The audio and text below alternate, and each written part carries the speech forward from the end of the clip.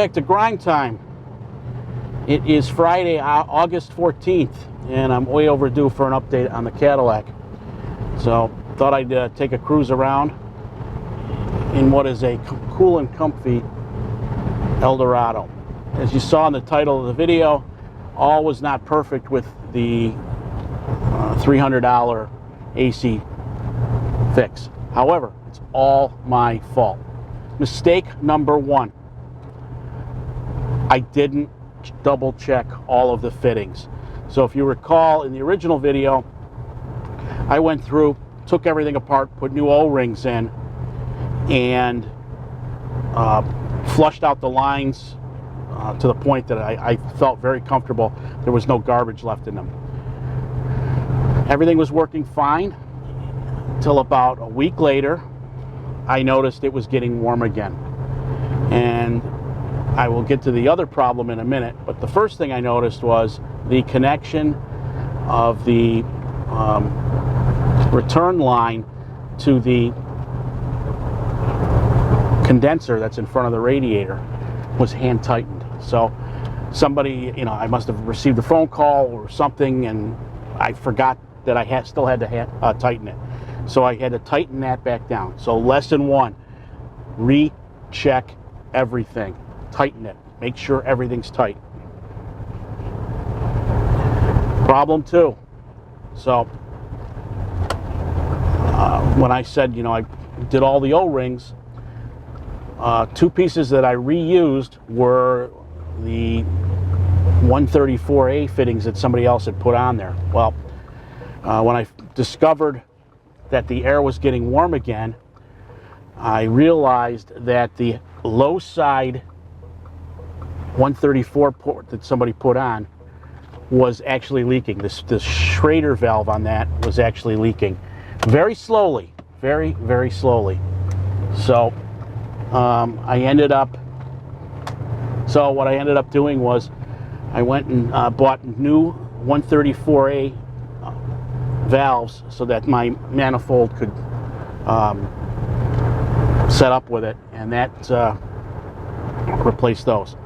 So, of course, because I wanted to make sure everything was clean again, I ran the vacuum test that you can watch on the first video, ran it for about an hour, sucked everything out that was in it, went and bought about $35 worth of 134A and recharged it. So that was 2 weeks ago, and lo and behold, 2 weeks later, it's nice and cool in here. So lesson one, recheck the tightness of every fitting. Lesson two, don't reuse any fittings, particularly with those fragile Schrader valves. Unfortunately, the climate control system works on low and high, but it doesn't work on auto anymore. I've had a couple suggestions on the forum, but it's looking like that button, that middle button, decided to crap out no sooner than I got the air fixed on this. So I thought maybe it was a loose wire, but all signs are pointing towards the board. Anyway, that's the latest update. So I'm convinced now I've got the air conditioner. My mistakes aside, air conditioner is working fine.